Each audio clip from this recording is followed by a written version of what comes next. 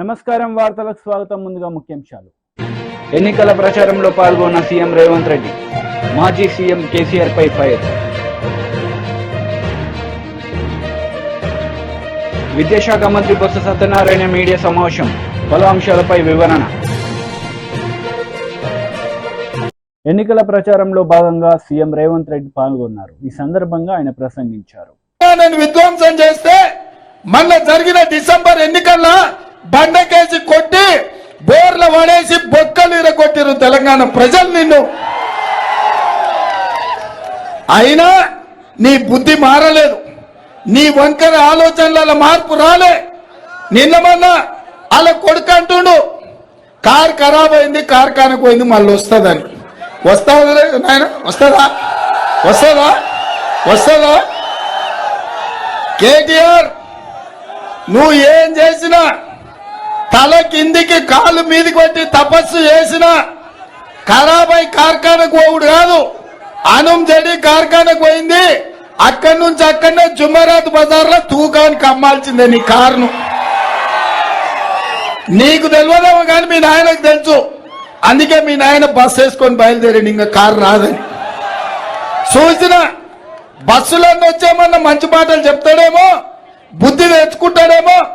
ప్రజలకు ఇన్ని రోజులు అన్యాయం చేసినా అని ప్రజల కడుపులో తలకాయ పెట్టి తెలంగాణ రైతుల కాళ్ళు పట్టుకొని క్షమించమని అడిగి 10 ఏళ్ళు నేను దోచుకున్నా, దుర్మార్గం చేసినా, ఇప్పుడైనా నేను మారుతా, నాకు అవకాశం ఇవ్వండి అని అడుగుతారేమో అనుకున్నా.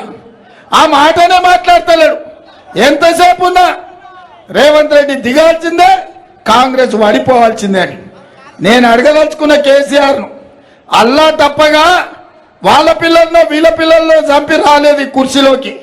10 ఏళ్ళు కష్టపడి కొట్లాడి లక్షలాది మంది కాంగ్రెస్ పార్టీ కార్యకర్తలు, లక్షలాది మంది మా కాంగ్రెస్ పార్టీ కార్యకర్తలు తమ రక్తాన్ని చెమటగా మార్చి ఆ చెమట దార పోసి భుజాలు కాయలు కాసేలా 3 రంగుల జెండాను మోసి డిసెంబర్ సెమీఫైనల్స్ లో నిన్ను బొందబెట్టి ఈ అధికారాన్ని తెచ్చిరు. దిగమంటే దిగనికే ఈడెవడు అల్లా తప్పగాడు లేడు కేసీఆర్. నువ్వు అనుకుంటున్నావేమో ఏదో పిల్లగాడే కదా చూద్దామని. చూడోసారి వరంగల్ మిర్చి తెలుసు కదా ఎట్లుంటుందో, అప్పుడు కానీ అర్థం కాదు. ఓసారి చూడు, చూస్తే తెలుస్తుంది నీకేందో కథ. ఆయన బస్సు యాత్ర మొత్తం చూసిన. మామనగర్ పోయిండు, నాగర్ కర్నూలు పోయిండు, మిర్యాలగూడ పోయిండు, భువనగిరి పోయిండు, సూర్యాపేట పోయిండు. ఆయన వ్యవహారం చూస్తే వెనకటికి ఎవడో తిక్కలోడు తిరునాళ్ళకు పోతేనంట వానికి ఎక్కడిక దిగనికనే సరిపోయిందంట, చూసింది ఏంది లేదంట. చంద్రశేఖరరావు కూడా ఇవాళ ఎవరిని మభ్యపెట్టడానికి బస్సు వేసుకొని బయలుదేరినవయా? 10 ఏళ్ళు నువ్వే కదా ఉన్నది. నీ దుర్మార్గానికే కదా తెలంగాణ బలైపోయింది. నీ అన్యాయంతోనే కదా 2 లక్షల ఖాళీలు ప్రభుత్వంలో పడావు పడ్డాయి. నేను వచ్చిన వెంబడే 3 నెలల్లో 30,000 ఉద్యోగాలు ఇచ్చిన. ఎవడన్నా తలమాచినోడు యాడిచ్చినాం అంటాడేమో అని ఎల్బీ స్టేడియంకు 30,000 మంది నిరుద్యోగులనే కాదు వాళ్ళ తల్లిదండ్రులను పిలిచి వాళ్ళ కళ్ళల్లో ఆనందం చూసి వాళ్ళకు నియామక పత్రాలు నేనే స్వయంగా చేతికిచ్చిన. నేను వచ్చిన 48 గంటల్లోనే మా ఆడబిడ్డల కళ్ళల్లో ఆనందం చూడాలని ఆర్టీసీ బస్సులో ఉచిత ప్రయాణం కల్పిస్తే ఇవాళకి దాదాపుగా 40 కోట్ల మంది ఆడబిడ్డలు ఆర్టీసీ బస్సులో ఉచితంగా ప్రయాణాన్ని పొందింది. అదేవిధంగా 40 లక్షల కుటుంబాలకు 500 రూపాయలకే ఇవాళ సిలిండర్ వాళ్ళ ఇంటికి చేరుస్తున్నాం. దాదాపుగా 50 లక్షల కుటుంబాలకు, పేదవాళ్లకు, తెల్ల రేషన్ కార్డు ఉన్నోళ్లకు 200 యూనిట్లు ఇవాళ ఉచితంగా కరెంట్ ఇస్తున్నాం. 4.5 లక్షల ఇందిరమ్మ ఇండ్లు 22,500 కోట్లతోటి ప్రతి నియోజకవర్గానికి 3,500 మంది పేదలకు 5 లక్షల రూపాయల చొప్పున ఉచితంగా ఇవ్వాలి అని ఇవాళ మా ప్రభుత్వం మంజూరు చేసింది. రాజీవ్ ఆరోగ్యశ్రీతోని 10 లక్షల రూపాయలు ఉచిత వైద్యానికి అందిస్తున్నాం. అత్యంత ముఖ్యమైన బీసీ జనాభా రాష్ట్రంలో ఫార్మర్ గవర్నర్ తమిళసై మీడియా సమావేశం నిర్వహించారు. ఈ సందర్భంగా పలు అంశాలపై ఆమె మాట్లాడారు. Which has been implemented by our Honorable Prime Minister Modi ji should continue. So the people of Telangana, my brothers and sisters, definitely will support BJP. And I have a special bonding with the people of Telangana. Nobody can disconnect that bonding. Whether I was in Raj Bhavan or I am now in the party office, I have a very strong bonding with the people of Telangana. So only after completing my elections in Tamil Nadu, I came to Telangana and I am moving with the people of Telangana, and I am really very much emotionally attached to them. The way when they, even today when they meet me, they shower me with their affection. First of all, I want to convey that one, the election on the positive narratives, and another thing on the false narratives built by the opponents. First of all, I wish the people of Telangana should be benefited more by the central schemes. And our Honorable Prime Minister approximately have visited 22 times Telangana. And except 1 or 2 times politically, most of the times he visited Telangana to implement central schemes. So he has already told Telangana is the gateway for development of South India. So his concentration on the infrastructure on the state of Telangana is something remarkable. And first of all, I want to say the fight is between BJP, Congress, and in some places with BRS. BRS is a failed force. When they were TRS, they were little strong. When they became BRS, they became very big, because they cannot, when they were not implementing the good schemes and they were not supporting the people in Telangana, how they will support the people of other states? People gave a clear mandate, and now the BRS leader is going around. But before he was invisible. He was an invisible Prime Minister, Chief Minister.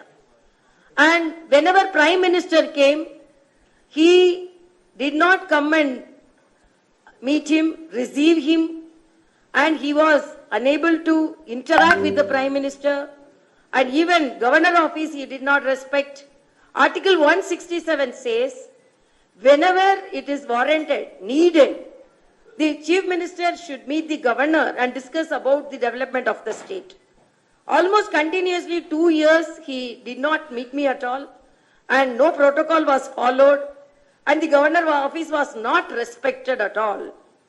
So this is the way they respected the constitutional office, and what respect they are gaining from the people is visible now.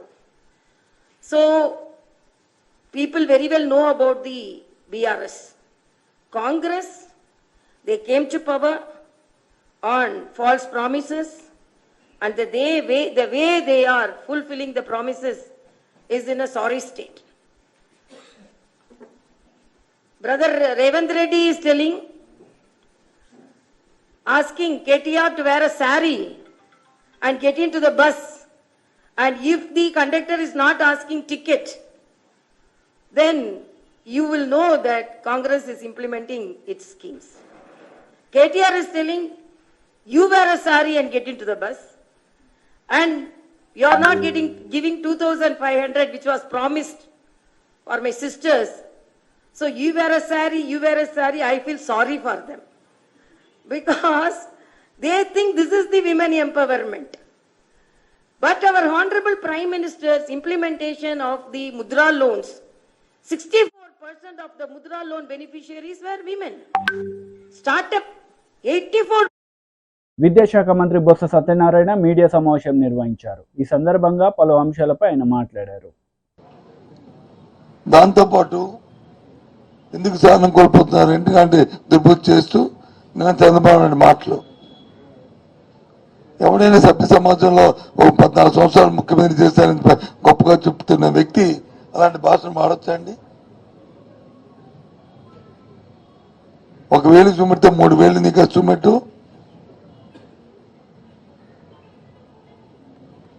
ఎవరికైనా తల్లే కదండి.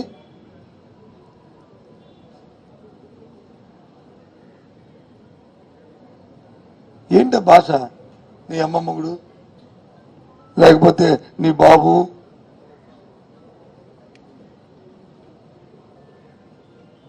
ఈ పదాలన్నీ రాజకీయంలో సభ్యసభ ఆశిస్తారండి. I'm sorry, నేను నా నోటితో పలికాను, ఏమన్నా దయచేసి అపార్థం చేసుకోవద్దు. ఆ మాటలు ఎవరికి రావా అండి మాలాంటి వాళ్ళకి? కానీ సభ్యత సంస్కారంగా మా నోటితో ఆ మాటలు మాట్లాడడం ఏం మెసేజ్ ఇవ్వదలుచుకున్నావు ఈ సమాజానికి? ఎలాంటి వాక్యాలు నిజమైన మాట్లాడుకుంటూ అసలు మనిషి పుట్టావా నాకు అర్థం అవట్లేదు. ఈ సమాజాన్ని ఏ రకమైన పరివర్తన తేవడానికి ప్రయత్నం చేస్తున్నావు రాజకీయంగా? మనుషులు మాట్లాడినా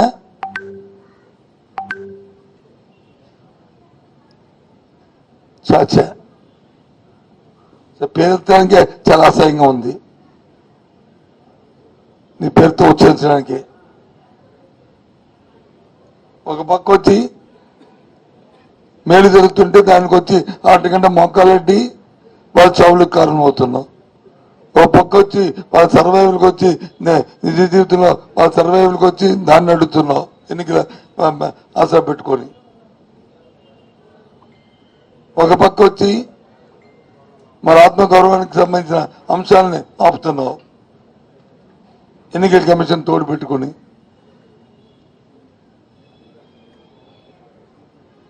కూటమి వచ్చి వాళ్ళు వచ్చి పిటిషన్ పెడితే వాళ్ళు ఫిర్యాదు చేస్తే ఎన్నికల తానా అంటే తందాన అంటూ ఎన్నికల కమిషన్ వచ్చి తానా తందాన అంటుంది.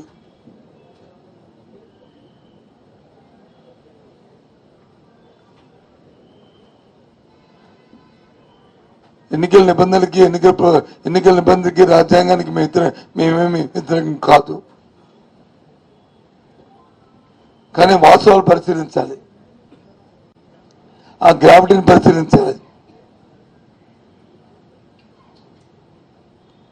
అంతేగాని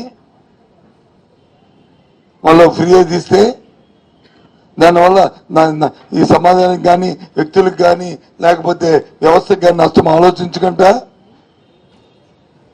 వాళ్ళ చావులకు కారమవడానికి వాళ్ళు అవడం భావ్యమా?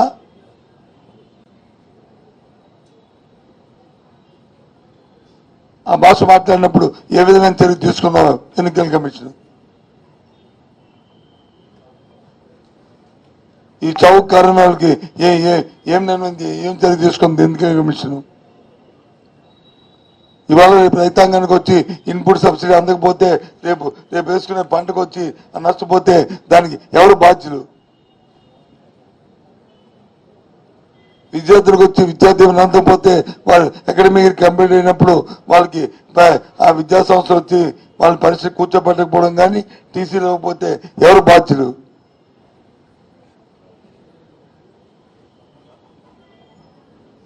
గౌరవమైన కుటుంబం వాళ్ళని గౌరవంగా మహిళ బతకాలని మరి మనుగడ సాగించాలని ఇస్తున్న చేయూత కార్యక్రమాన్ని మరి మోకాలిస్తే ఆ గౌరవానికి తగ్గితే అది ఎవరు బాధ్యులు? మీ కూటమి బాధ్యులు కదా? దాని వత్తాసు పలుకుతున్న ఎలక్షన్ కమిషన్ బాధ్యులు కాదా? ఏంటిది?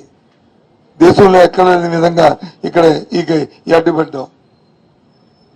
అదే గత ఎన్నికల్లో అయితే తెలుగుదేశం పని చేస్తే మాత్రం ఆ కూటమి చేస్తే మాత్రం వీళ్ళు ఓకే అంటారు. చాచా అందుకే నన్ను ముఖ్యమంత్రిగా చెప్తున్నారు. అసలు ఎందుకు సహజంగా జరుగుతాయా జరగవా ఇది జరిపిస్తారా అన్న అనుమానం వ్యక్తం చేశారు. పూర్తిగా దీన్ని ఖండిస్తున్నాం. ఎన్డీఏ కూటమి నేతలు మీడియా సమావేశం నిర్వహించారు. ఈ సందర్భంగా పలు అంశాలపై వారు మాట్లాడారు. ఇవాళ ప్రభుత్వ సలహాదారులు సజ్జల గారు పరస్పరం పొంతన లేనటువంటి వ్యాఖ్యలు ప్రతిరోజు చేస్తూ ఉన్నారు. ప్రజల్ని ఏ విధంగా ఈ అంశం నుంచి పక్కదోవ పట్టించాలి, వారి వైఫల్యాలు ప్రజలకి ఏ విధంగా తెలియకుండా చేయాలి, వాళ్ళ ప్రతిపక్షాలు కానీ మీడియా కానీ గొంతెచ్చి ప్రతిరోజు కూడా ఈ చట్టం మాటున ఏ విధంగా చట్టాన్ని చుట్టంగా మార్చుకొని ప్రభుత్వ భూములు, ప్రైవేటు భూములు, అటవీ భూములు, దేవాదాయ శాఖ భూములను ఏ విధంగా లాగేసుకొని అన్యాక్రాంతం చేసుకొని తమ అనుంగ మిత్రులు అస్మదీయులు పరం చేయాలనేటటువంటి ప్రయత్నం ఏ విధంగా చేశారనేటటువంటి అంశాన్ని ప్రతిరోజు కూడా ప్రతిపక్షాలు వెలుగెత్తి చాటుతూనే ఉన్నాయి. దీన్ని ఒకరేమో మంచి చట్టం అంటారు, మరొకరేమో చట్టం అమల్లోనే లేదంటారు వీళ్ళు, వేరొకరు అమలు చేసేది కేంద్ర ప్రభుత్వం అంటారు. ముఖ్యమంత్రి కానీ, మంత్రులు కానీ, సజ్జలు కానీ ఒక్కొక్కళ్ళు ఒక్కొక్క రకంగా మాట్లాడుతుంటారు. మీరు గమనించండి, ఒక్కొక్కళ్ళు ఒక్కొక్క ఆ అంశంలో ఒక్కొక్క పాత్రను తీసుకొని ప్రతిరోజు వచ్చి వాళ్ళు మాట్లాడే విధానాన్ని కూడా మీరు గమనించండి. ఆ పాత్రదారులు వాళ్ళు ఏదైతే స్క్రిప్ట్ ఉందో ఆ స్క్రిప్ట్ ప్రకారం మాట్లాడుతూ ఉంటారు. ఇవాళ ఒక్కసారి భూములు అనేటటువంటిది రాష్ట్ర పరిధిలో ఉండేటటువంటి రెవెన్యూ శాఖకి సంబంధించినటువంటి అంశమా, లేకపోతే రెవెన్యూ శాఖని కేంద్ర ప్రభుత్వం దాన్ని తీసుకునేటటువంటి నిర్ణయాలు అమలు చేస్తుందా? ఈ యొక్క అంశం మీద కూడా అవగాహన లేని దగ్గర పలానా జగన్మోహన్ రెడ్డి గారి భూమి ఆయనది కాదు, మాది, మేము ఇంతకుముందు అక్కడ ఉండేవాళ్ళము అని నేను ఇంకా డిస్ప్యూట్ రైజ్ చేస్తే that land will immediately going to the dispute register. Jaganmohan Reddy గారు నేలకు పీక్కున్నా కూడా ఏమీ చేయలేరు. నిజంగా ఈ చట్టం కనుక అమల్లోకి వస్తే ఇంత ఘోరంగా ఉంటుంది. Jaganmohan Reddy it will boomerang upon you only, మీకే వస్తుంది బ్యాక్. సో ఎవడొచ్చి అంటే మీ వైకాపా వాళ్ళందరూ అక్కడక్కడ చాలా మంది ఉన్నారు కాబట్టి, ఇట్లాంటి డిఫరెంట్ ఆఫ్ గ్యాంగులు ఉన్నారు కాబట్టి ఈ గ్యాంగులు అంతా వెళ్ళి ప్రతిరోజు ఒక్కొక్క భూమి మీద మీరు ఈ డిస్ప్యూట్ రిజిస్టర్లోకి చేర్చడానికి మీరు ఎవరినైతే పెట్టుకోదలుచుకున్నారో వాళ్ళనే ల్యాండ్ టైటిలింగ్ ఆఫీసర్గా పెట్టుకుంటున్నారు. సరే, ఇది కాకపోతే ఇందాక దాన్ని శివసేన చెప్పినట్టు 2 ఏళ్ళు ఒకడు యూఎస్ఏలో ఉంటాడో, ఇంకో చోట ఉంటాడో, బీహార్లో ఉంటాడో, ఎక్కడెక్కడ ఉద్యోగార్థం రకరకాల చోట్ల పోతుంటారు. పాపం వాళ్ళ ల్యాండ్ ఈ డిస్ప్యూట్ రిజిస్టర్లో చేర్చేస్తారండి. ఏముంది, ఒకడు పోయి వచ్చిన కాగితం ఇస్తాడు, ఆ కాగితం ఇవ్వగానే సింపుల్గా డిస్ప్యూట్ రిజిస్టర్లోకి వెళ్ళిపోతుంది. ఆ తర్వాత 2 ఏళ్ళు ఇంకంటే ఇంకా మనుషులకి పని పాట ఏముండకూడదు. ప్రతిరోజు నా ల్యాండ్ ఉందా లేదా చూసుకుంటూ ఉండాలన్నమాట. ఏమై జగన్మోహన్ రెడ్డి బుర్ర ఏమన్నా పెట్టావు? అసలు నువ్వు 3 సార్లు తెప్పించుకున్నావు బ్యాక్. ఆ 3 సార్లు తెప్పించుకుని చూడాలి కదా. అంటే ఇక మాకు పని పాట ఏముండకూడదు, ప్రతిరోజు మా ల్యాండ్ ఉందా లేదా అని చూసుకుంటూ ఉండాలన్నమాట. సో అట్లా 2 సంవత్సరాలు కానీ అయిపోతే కంక్లూజివ్ ఎవిడెన్స్ అంట. అంటే 2 సంవత్సరాలు మాట్లాడినట్టు ఈ చట్టం ఒక నల్ల చట్టం, ప్రజా వ్యతిరేక చట్టం, ప్రజా కంటక చట్టం. ఈ చట్టం ప్రజల ఆస్తి, రాజ్యాంగ హక్కు ఆర్టికల్ 300A దోచుకునే చట్టం. ఈ చట్టంలో అనేక లోపాలన్నీ కూడా మిత్రులు దినకర్ గారు, విజయ్ కుమార్ గారు మాట్లాడారు. ఇందులో ఒరిజినల్గా ఇచ్చిన చట్టానికి మార్చి సిగ్గుమాలిన మధ్యలో ల్యాండ్ డిస్ప్యూట్ రెజల్యూషన్ ఆఫీసర్ తీసేశారు. వీళ్ళు టైటిలింగ్ ఆఫీసర్ నుంచి డైరెక్ట్ అప్పీలేట్ అథారిటీకి వెళ్ళిపోయారు. సో ఇక్కడ నీతి ఆయోగ్ అప్పీలేట్ అథారిటీకి అప్పీల్ పవర్ ఇచ్చింది, హైకోర్టుకి అప్పీల్ పవర్ ఇచ్చింది. అంటే నీతి ఆయోగ్ ఉద్దేశం ఏమిటి అని అంటే ఎక్కడా కూడా అన్యాయం జరగకూడదని. ఈయన అప్పీలేట్ అథారిటీలో అప్పీల్ ఉంచి హైకోర్టు అప్పీలేట్ అథారిటీకి తీసి పాడేశాడు, రివిజన్ ఓన్లీ ఇచ్చాడు. ఎంత దుర్మార్గం అంటే దీని ఉద్దేశం మనకు అర్థమవుతుంది. రెండవది, సిపిసి కూడా వర్తించదని చెప్తున్నాడు ఈయన.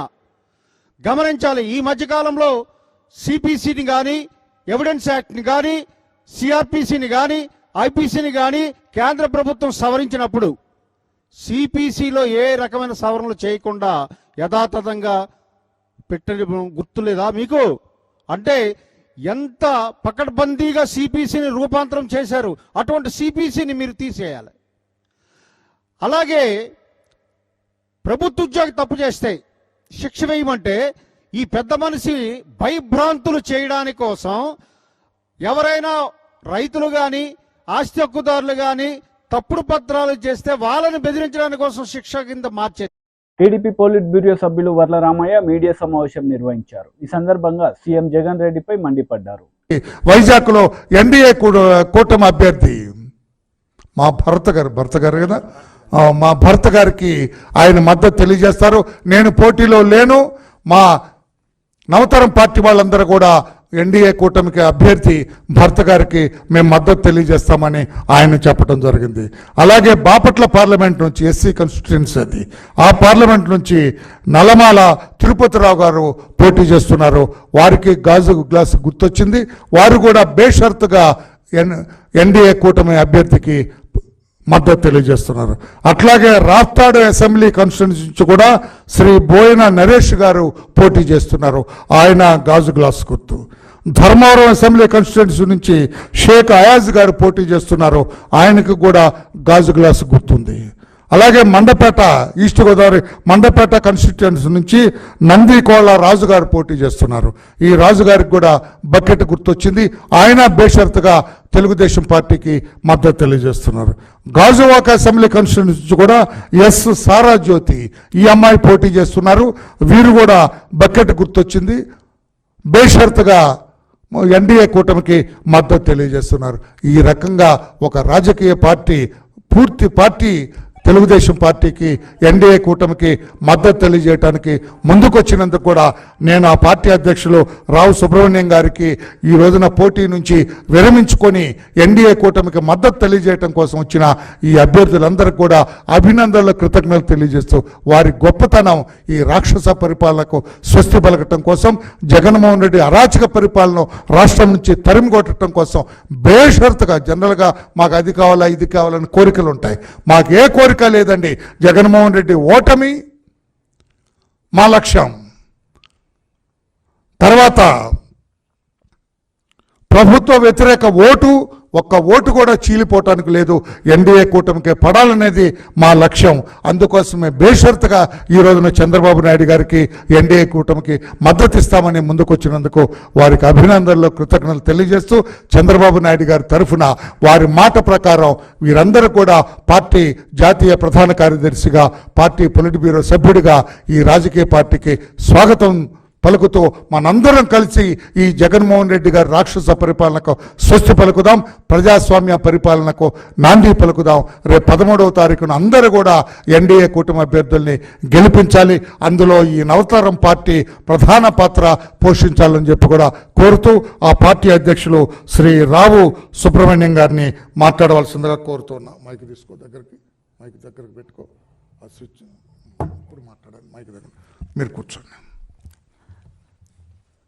తెలుగుదేశం పార్టీ జాతీయ అధ్యక్షులు నారా చంద్రబాబు నాయుడు గారికి వార్తలు ముగించే ముందు ముఖ్యాంశాలు మరోసారి. ఎన్నికల ప్రచారంలో పాల్గొన్న సీఎం రేవంత్ రెడ్డి, మాజీ సీఎం కేసీఆర్ పై ఫైర్. విద్యాశాఖ మంత్రి బొత్స సత్యనారాయణ మీడియా సమావేశం, పలు అంశాలపై వివరణ. ఈ వార్తలు ఇంతటితో సమాప్తం. తిరిగి ప్రసారమయ్యే వార్తల్లో మళ్ళీ కలుద్దాం. అంతవరకు సెలవు. నమస్తే.